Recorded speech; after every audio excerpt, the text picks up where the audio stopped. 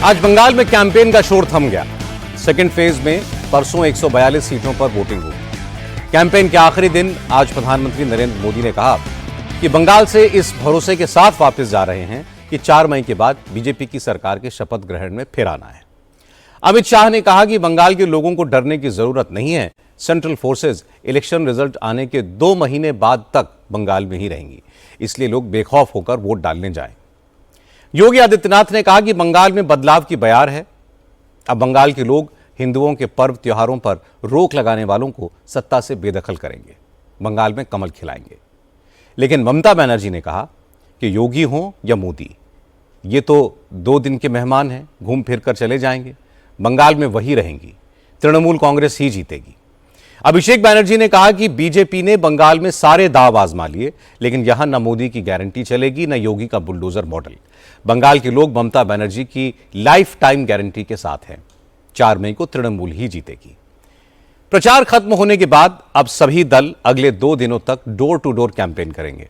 आखिरी वक्त में बंगाल का सियासी माहौल कैसा है, दूसरे फेज में कौन कौन से मुद्दे हावी हैं, सेकेंड फेज में बीजेपी को ज्यादा मेहनत क्यों करनी पड़ी और कैंपेन के आखिरी दिन कहां कहां हंगामा हुआ, यह सब मैं आपको बताऊंगा। लेकिन शुरुआत करते हैं आखिरी दिन कैंपेन के अलग अलग रंगों से। चुनाव प्रचार के आखिरी दिन आज बीजेपी और तृणमूल कांग्रेस ने पूरी ताकत लगाई। बीजेपी की तरफ से कैंपेन की कमान खुद प्रधानमंत्री नरेंद्र मोदी ने संभाली थी। Home minister Amit Shah, UP के मुख्यमंत्री योगी आदित्यनाथ और ओडिशा के चीफ मिनिस्टर मोहन चरण मांझी समेत बीजेपी के कई बड़े नेता बंगाल में थे। तृणमूल कांग्रेस की तरफ से खुद ममता बनर्जी और अभिषेक बनर्जी ने मोर्चा संभाला हुआ है। आज अरविंद केजरीवाल ने भी तृणमूल कांग्रेस के लिए वोट मांगे। प्रधानमंत्री मोदी ने आज चुनाव प्रचार की शुरुआत नॉर्थ 24 परगना के बैरकपुर में एक रैली के साथ की। इस विधानसभा चुनाव की आखिरी रैली में प्रधानमंत्री ने बंगाल में बीजेपी की जीत का विश्वास जताया। उन्होंने कहा कि वो आज बंगाल से इस भरोसे के साथ जा रहे हैं कि उन्हें अगले महीने बीजेपी सरकार के शपथ ग्रहण समारोह में फिर बंगाल आना है। आपको याद होगा जब जनवरी 2024 में अयोध्या में रामलला की प्राण प्रतिष्ठा का आयोजन हुआ था, तो उससे पहले मैंने 11 दिनों का अनुष्ठान किया था, व्रत किया था। मैं दक्षिण भारत के अनेक मंदिरों में गया था, देवी देवताओं से आशीर्वाद लिया था। इस चुनाव में भी मुझे वैसी ही अनुभूति हुई है जैसी अनुभूति किसी देवी मंदिर के दर्शन के समय होती है। इस भागदौड़ में ये भी स्वाभाविक है कुछ थकान हो जाए, आखिर हम सबका शरीर का अपना अपना धर्म होता है। 30-40 साल पहले भी ऐसी भागदौड़ में थकान तो होती ही थी, लेकिन साथियों इस चुनाव में एक अलग ही अनुभव कर रहा हूं। इतनी गर्मी के बावजूद, इतनी रैलियों के बावजूद मुझे बंगाल के इस चुनाव में जरा भी थकान महसूस नहीं हुई। इस चुनाव में वैसे ये मेरी आखिरी सभा है और बंगाल में जहां जहां गया हूं, बंगाल के लोगों का जो मैंने मिजाज देखा है, मैं इस विश्वास के साथ वापस जा रहा हूं कि 4 मई के नतीजों के बाद बीजेपी के शपथ ग्रहण समारोह में मुझे आना ही है। जिस बैरकपुर असेंबली सेगमेंट में आज प्रधानमंत्री मोदी ने बंगाल में अपनी आखिरी चुनावी रैली की, वो इलाका नॉर्थ 24 परगना जिले में आता है। नॉर्थ 24 परगना जिले में 33 विधानसभा सीटें हैं। 2021 के इलेक्शन में बीजेपी ने यहां 33 में से सिर्फ 5 सीटों पर जीत हासिल की थी। ममता बनर्जी की पार्टी को 28 सीटें मिली थी। बैरकपुर सीट भी तृणमूल कांग्रेस ने जीती थी, लेकिन आज बैरकपुर की रैली में मोदी ने कहा कि अगर 2047 में विकसित भारत का लक्ष्य हासिल करना है तो अंग और कलिंग के साथ बंग यानी बंगाल में भी बीजेपी का जीतना जरूरी है। बंगाल की सेवा करना, बंगाल को सुरक्षित करना,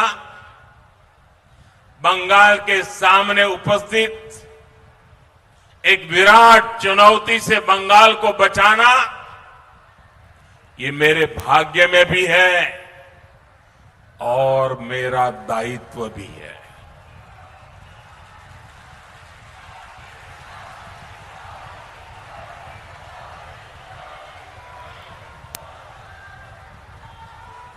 और इस दायित्व से मैं पीछे नहीं हटूंगा।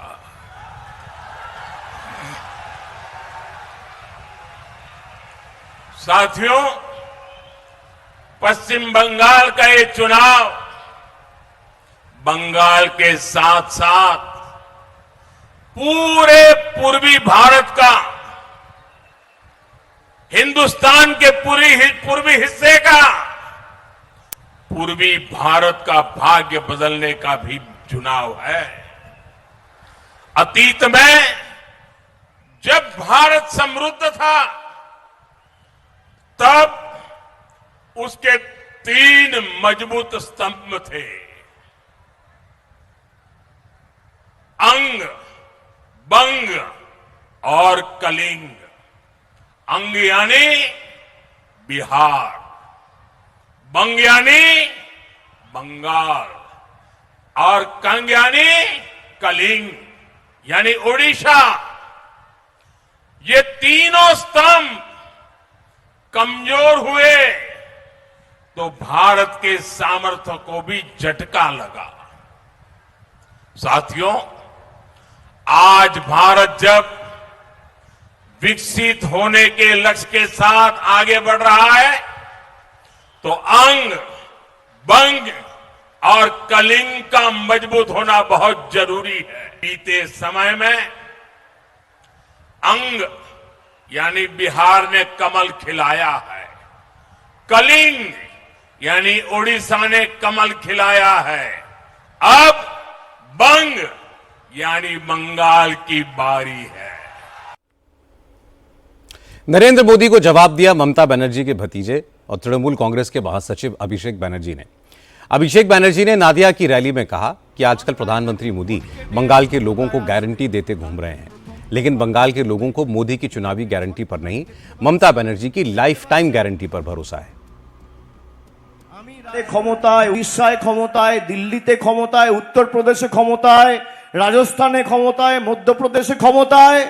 আমার চ্যালেঞ্জ অসীম সরকার, শান্তনু ঠাকুর, অমিত শাহ, দেশের প্রধানমন্ত্রী নরেন্দ্র মোদীকে 16টা রাজ্যে আপনাদের সরকার রয়েছে, যেভাবে মমতা ব্যানার্জি বাংলার প্রতিটা মায়েদের লক্ষ্মীর ভান্ডার দিয়েছে, একটা রাজ্যে করে দেখান, আমি রাজনীতির আঙিনায় পা রাখবো না। চ্যালেঞ্জ। যারা মানুষের জলের টাকা বন্ধ করে দেয়, গরিব মানুষের 100 দিনের টাকা বন্ধ করে দেয়, যারা রাস্তার টাকা বন্ধ করে দেয়, যারা আবাসের টাকা বন্ধ করে দেয়, তারা মানুষকে পরিষেবা দেবে। বিজেপির গ্যারেন্টি মানে জিরো ওয়ারেন্টি, আর তৃণমূলের গ্যারেন্টি মানে লাইফ টাইম ওয়ারেন্টি। কে গ্যারেন্টি দিচ্ছে? ব্যাগ বস্তা গুটিয়ে 4 তারিখের পর হাওয়া আর দেখতে পাবেন না। अभिषेक बनर्जी कह रहे थे कि 16 राज्यों में बीजेपी की सरकार है, लेकिन एक भी राज्य में लक्ष्मी भंडार जैसी योजना नहीं है जो बंगाल में ममता बनर्जी ने चला रखी है। अभिषेक बनर्जी ने कहा कि बीजेपी लोगों के काम का, उनके हक का पैसा रोक लेती है और चुनाव के समय गारंटी देती है, जबकि Mamata Banerjee life time warranty देती हैं। वहीं बीजेपी के गारंटी देने वाले सारे के सारे नेता 4 मई के बाद बंगाल में नजर नहीं आने वाले। हालांकि आज प्रधानमंत्री मोदी ने अपनी स्पीच में एक बार भी ममता बनर्जी का नाम नहीं लिया, लेकिन उनके निशाने पर थी ममता बनर्जी ही। मोदी ने कहा कि तृणमूल कांग्रेस मां, माटी, मानुष का नारा देकर सत्ता में आई, लेकिन अब इस नारे की बात तक नहीं करती। बंगाल के लोग तृणमूल कांग्रेस की असलियत समझ गए हैं इसलिए वंदे मातरम की 150वीं वर्षगांठ पर बंगाल में एक और क्रांतिकारी बदलाव आने वाला है। में मुझे एक बात बार बार खटकती है, इस चुनाव में टीएमसी के नेताओं ने एक बार भी मां, माटी, मानुष का नाम तक नहीं लिया।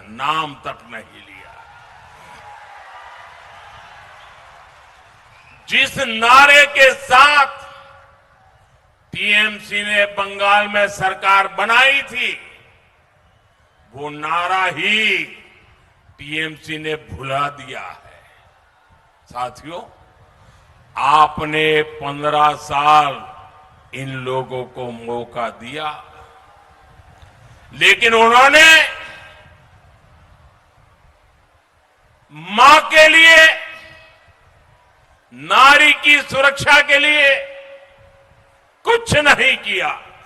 जब वंदे मातरम के 150 साल पूरे हुए हैं, तभी बंगाल भी एक ऐतिहासिक परिवर्तन करने जा रहा है।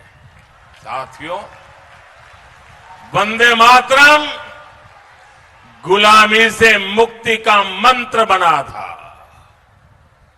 21वीं सदी में वंदे मातरम को हमें बंगाल के नव निर्माण का मंत्र बनाना है।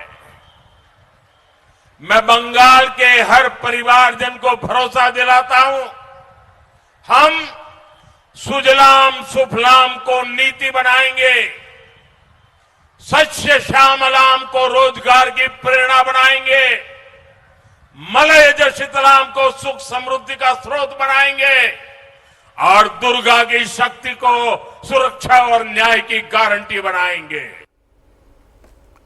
प्रधानमंत्री ने बंगाल की अपनी आखिरी रैली में घुसपैठियों का मुद्दा भी उठाया और बंगाली मुसलमानों का भरोसा जीतने की भी कोशिश की।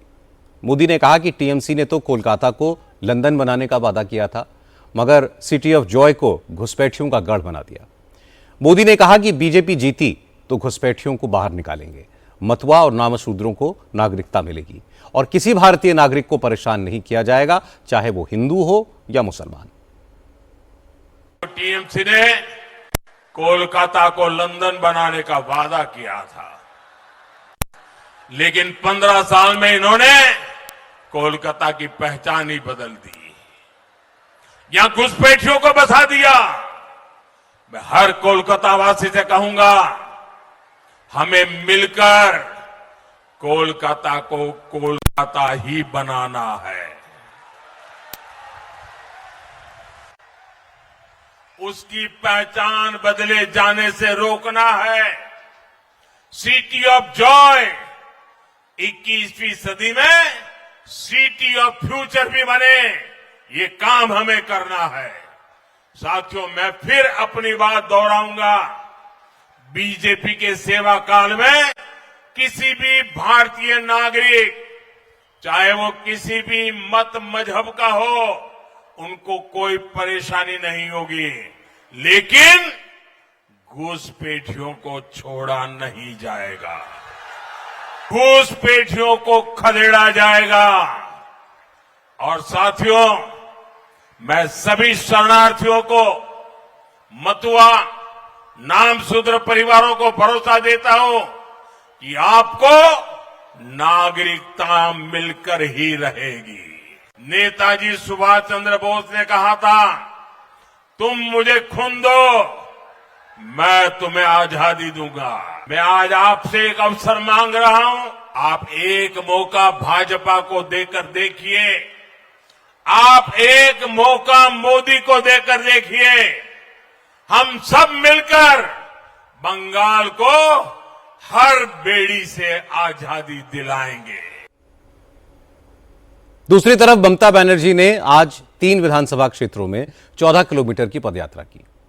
ममता हजारों कार्यकर्ताओं के साथ सड़क पर पैदल चली।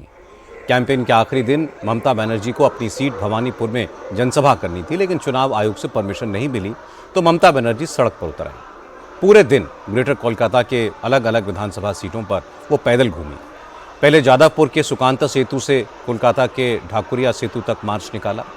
इसके बाद उन्होंने गोल पार्क से गरिया घाट तक पदयात्रा की और फिर चुनाव प्रचार खत्म होने से पहले कोलकाता में हाजरा लॉ कॉलेज से गोपाल नगर तक पैदल मार्च किया। ममता बनर्जी का काफिला बैलीगंज, रासबिहारी और भवानीपुर कॉन्स्टिट्यूएंसी से होकर के गुजरा। आज चुनाव प्रचार के आखिरी दिन गृहमंत्री अमित शाह ने भी 2 रोड शो किए। नॉर्थ 24 परगना की अलग अलग सीटों पर अमित शाह के रोड शो हुए। इसके बाद अमित शाह ने हुगली में चंदन नगर से बाग बाजार तक कैंपेन किया। रोड शो में अमित शाह ने बीजेपी के वादे दोहराए, कहा कि सत्ता में आने पर बंगाल में यूनिफॉर्म सिविल कोड लागू होगा और घुसपैठियों को बाहर किया जाएगा। अमित शाह ने कहा कि बंगाल के लोगों को तृणमूल कांग्रेस के गुंडों से डरने की जरूरत नहीं है। चुनाव नतीजे आने के 60 दिन बाद तक सेंट्रल फोर्सेस बंगाल में रहेंगी। जिस तरह फर्स्ट राउंड शांतिपूर्ण रहा, उसी तरह सेकंड राउंड में भी अमन चैन के साथ वोटिंग होगी। कहाँ भाई, करना ही है, हमें यूसीसी लागू करना ही है, हमारा तो एजेंडा है। यहाँ भारत में 4 शादी नहीं हो सकता, कोई राज्य का विभाजन नहीं होगा। तक कोई हिंसा की घटनाएं बड़ी सामने नहीं आई, एक भी मृत्यु नहीं हुआ है। चुनाव शांतिपूर्ण तरीके से हो। निश्चित रूप से भारतीय जनता पार्टी की सरकार बनने जा रही है। बंगाल के सेकेंड फेज के प्रचार के अंतिम दिन आज यूपी के मुख्यमंत्री योगी आदित्यनाथ ने भी जमकर प्रचार किया। योगी ने साउथ 24 परगना, हुगली और नादिया जिले की कल्याणी सीटों पर रोड शो किए। फिर हुगली की धानेखली, कोलकाता की दमदम, नॉर्थ 24 परगना की राजरहाट, गोपालपुर और नादिया जिले की कल्याणी सीटों पर योगी की जनसभाएं हुई। योगी आदित्यनाथ ने आरोप लगाया कि ममता बनर्जी के राज में हिंदुओं पर सख्ती की जाती है, घुसपैठियों को खुली छूट मिलती है। बीजेपी की सरकार बनने के बाद ये सब बंद होगा। योगी ने दावा किया कि ममता की राजनीति की वजह से बंगाल की डेमोग्राफी बदल रही है, इसलिए अब बंगाल से तृणमूल की विदाई तय है। स्वामी विवेकानंद ने दुनिया के हिंदुओं को संदेश दिया था कि गर्व से कहो कि हम हिंदू हैं। जब आज बंगाल के अंदर बंगाल की सरकार बंगाल के डेमोग्राफी को साजिश के तहत बदलने की साजिश कर रही है, तब स्वामी विवेकानंद जी की ये उद्घोष हम सबको एक नई प्रेरणा दे रही है। कल्चरल कैपिटल कहलाने वाली बंगाल, ममता दीदी आज नाराज होती है जब जय श्री राम का नारा लगता है। ममता दीदी को ऐसे लगता है जैसे उसकी सत्ता हिल रही है जब हम हर हर महादेव का नारा बोलते हैं। बंगाल में भारत की सनातन परंपरा के बारे में बोलने को प्रतिबंधित किया जाता है। मां दुर्गा पूजा और मां दुर्गा पूजा विसर्जन की, मूर्ति विसर्जन की शोभा यात्रा को प्रतिबंधित किया जाता है। लेकिन ममता दीदी सड़कों पर नमाज पढ़वाती और इफ्तारी की दावत कराती है। कोई भी हिंदू पर्व त्योहार होने के पहले यहां उपद्रव शुरू होता है, कर्फ्यू रहता है, सरेआम को हत्या होती है, लव जिहाद और लैंड जिहाद की घटनाएं घटित हो रही हैं। टीएमसी मौन है और इस मौन के खिलाफ आज बंगाल मुखर हुआ है। योगी ने डबल इंजन सरकार की बात की तो अभिषेक बैनर्जी ने पलटवार किया। अभिषेक बैनर्जी ने कहा कि जो डबल इंजन सरकार की बातें कर रहे हैं वो जरा अपने राज्य का हाल भी देख लें। अभिषेक बैनर्जी ने आरोप लगाया कि बीजेपी के लोग बंगाल में पैसा बांट रहे हैं। उन्होंने तृणमूल कांग्रेस के सपोर्टर्स को समझाया कि अगर बीजेपी के लोग पैसा दें तो ले लेना, लेकिन वोट तृणमूल कांग्रेस को ही देना। যারা ডবল ইঞ্জিনের কথা বলে, এখানের বিধায়কও বিজেপি, এমপিও বিজেপি। ডবল ইঞ্জিনের স্বাদ কেমন লাগছে? ভালো লাগছে? কিছু পেয়েছেন? পাননি। তাই যারা আপনাদের সাথে গদ্দারি বেঈমানি করেছে, আগামী দিন জবাবটাও এই একই ভাবে একই ভাষায় দিতে হবে। বিজেপির লোকেরা বাড়িতে প্রচার করতে গেলে বলবেন পদ্ম ফুলেই ভোটটা দেবো, এরা টাকা পয়সা দিলে নিয়ে নেবেন।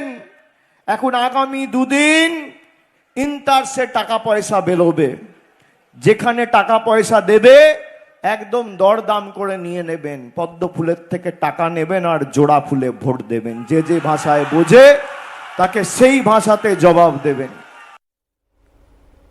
अभिषेक बैनर्जी कह रहे थे कि वो जहां पर खड़े हैं वहां के सांसद और विधायक दोनों भाजपा के हैं, लेकिन कुछ काम नहीं हुआ क्योंकि बीजेपी सिर्फ वादे करती है। इसलिए जनता को चाहिए कि अगर बीजेपी पैसे बांटे तो ले लें और वोट जोड़ा फूल मतलब टीएमसी को दे दें।